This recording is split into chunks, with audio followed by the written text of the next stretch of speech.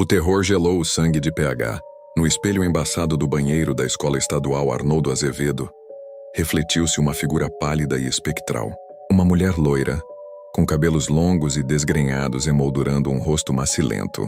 Seus lábios se curvaram em um sorriso largo e assustador, que não alcançava os olhos vazios e sombrios. A roupa branca, outrora talvez um uniforme, estava agora suja e manchada de um líquido escuro, que PH não precisou identificar para sentir um nó no estômago. Sangue. Era ela, a loira do banheiro. Por um instante, PH ficou paralisado, o medo o prendendo como correntes invisíveis.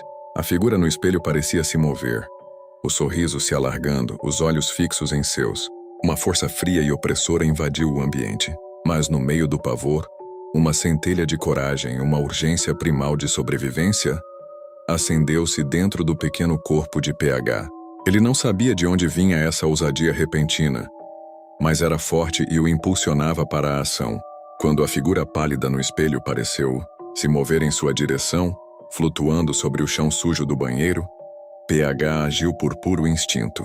Com um movimento rápido e desesperado, ele correu para a única saída que via, a janela alta e embaçada do banheiro. Sem hesitar, ele se jogou contra o vidro. O som estridente de vidro se estilhaçando ecoou pelo banheiro e pelos corredores desertos da escola.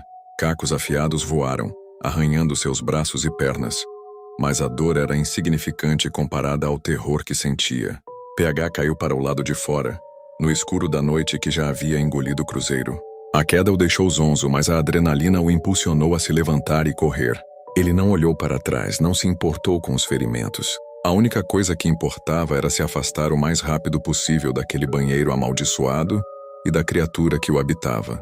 As ruas desertas de Cruzeiro pareciam mais longas e escuras do que nunca. O medo o impulsionava a cada passo. A imagem da loira do banheiro estampada em sua mente. Finalmente exausto e aos prantos, PH avistou a luz familiar de sua casa.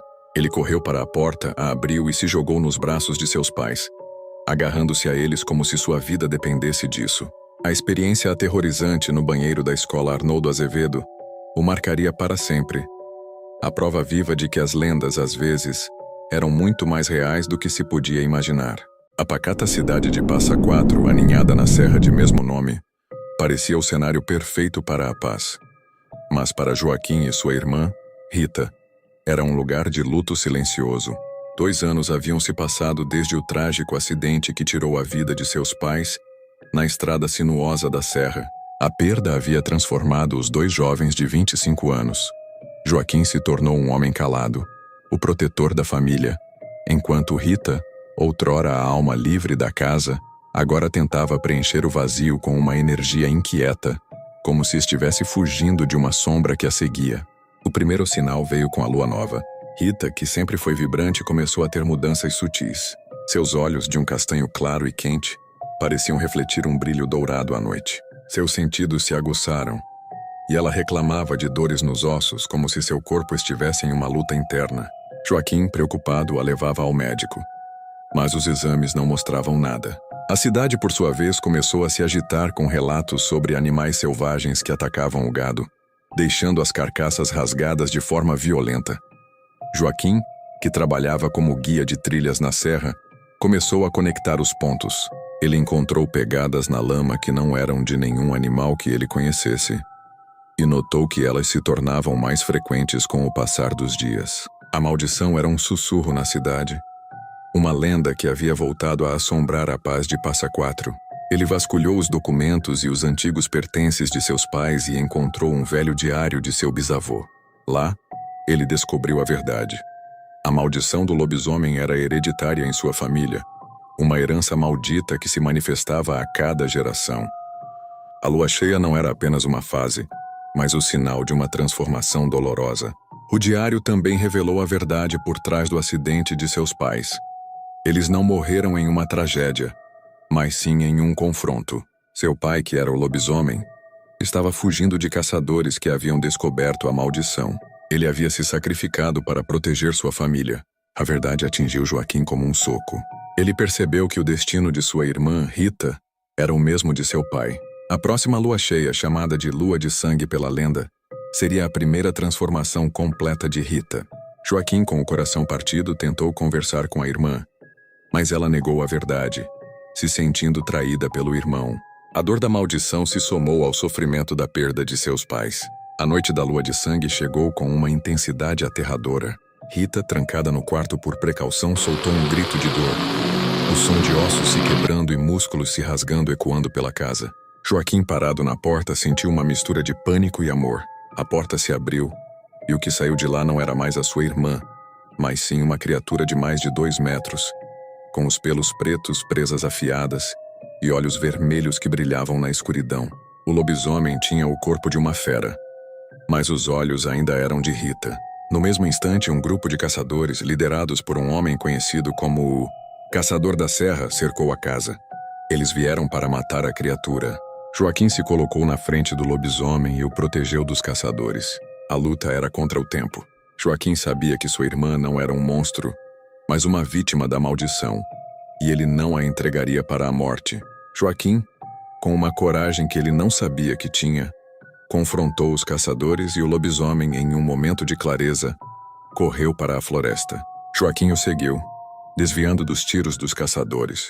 Ele sabia que o lobisomem era um predador, mas não um assassino, e a sua única chance de escapar era se esconder na mata. Ele o guiou para as profundezas da serra, usando seu conhecimento da floresta como uma arma. No final, Joaquim viu sua irmã, agora um lobisomem, se virar e soltar um uivo de dor, um som que quebrou seu coração. Ela desapareceu na escuridão da mata, e Joaquim sabia que nunca mais a veria. Ele a salvou, mas a perdeu para sempre. A vida de Dona Alzira em Taubaté era simples e silenciosa. Morando em um sítio afastado, onde o asfalto cede lugar à terra batida e o som do trânsito é substituído pelo canto dos pássaros, ela encontrou a paz. Seu mundo era pequeno, mas completo, dividido entre o cuidado com a horta, a rotina dos seus animais de criação e a companhia de Max, seu leal cão vira-lata.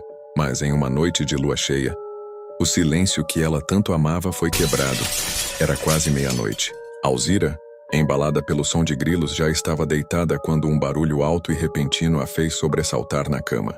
O som de vidro se partindo, seguido por um silêncio absoluto. Seu coração, que já não era mais tão forte, bateu acelerado. Max, que dormia a seus pés, soltou um rosnado baixo com as orelhas em alerta, os olhos fixos na porta do quarto. "Calma, meu velho." Ela sussurrou, acariciando o pelo do cão. Levantando-se, ela pegou a lanterna sobre a cômoda e, com Max em sua cola, desceu as escadas. O ar da casa estava mais frio, e o cheiro de mato e terra molhada invadia o ambiente. Foi então que ela viu. A janela da sala, que ela tinha certeza de ter fechado, estava quebrada, com cacos de vidro espalhados pelo chão de madeira. Mas não era isso que a aterrorizava.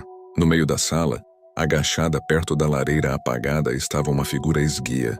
O ser, que parecia um ser humano, estava curvado, os braços longos e finos apoiados no chão. Sua pele, de um cinza pálido, parecia ressequida, como a terra rachada de um terreno seco. Seus olhos grandes e escuros eram vazios e pareciam sugar a pouca luz que a lua e a lanterna de Alzira emitiam. A criatura, apesar da aparência frágil, possuía uma força anormal. Um cheiro de podridão pairava no ar, um odor de morte e de terra seca. Max, ao ver a criatura, rosnou novamente, um som baixo e assustador que parecia ter vindo das profundezas de sua garganta. Alzira, paralisada, sentiu o medo tomar conta de seu corpo. Ela não sabia o que era aquilo, mas sabia que era perigoso. A criatura, com um movimento lento e rastejante, ergueu-se, sua cabeça se contorcendo de forma antinatural, os olhos fixos em Alzira. A boca do ser era apenas uma fenda, sem lábios, com pequenos dentes pontiagudos que pareciam agulhas. "Max, fica!" Alzira sussurrou, sua voz falhando. Mas Max, fiel e destemido, ignorou a ordem. Ele avançou em direção à criatura com um rosnado alto e feroz. A criatura, com uma agilidade surpreendente, desviou do ataque de Max e, com suas longas garras, cravou em sua pele, que sangrou de imediato.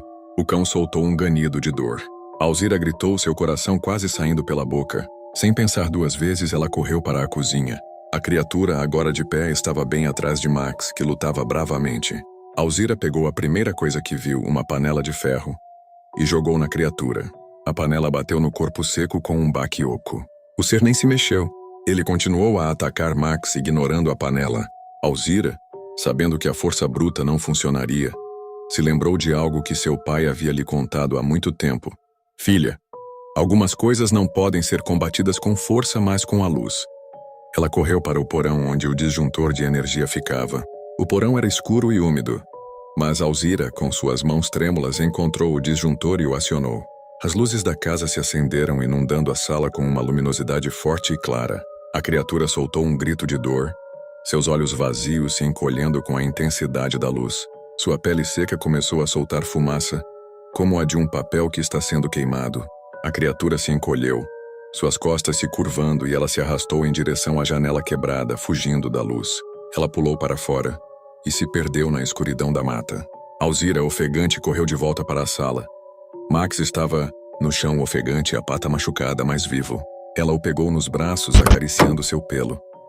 A criatura havia fugido, mas a lembrança de seus olhos vazios, de sua pele seca e do cheiro de morte ficaria com ela para sempre.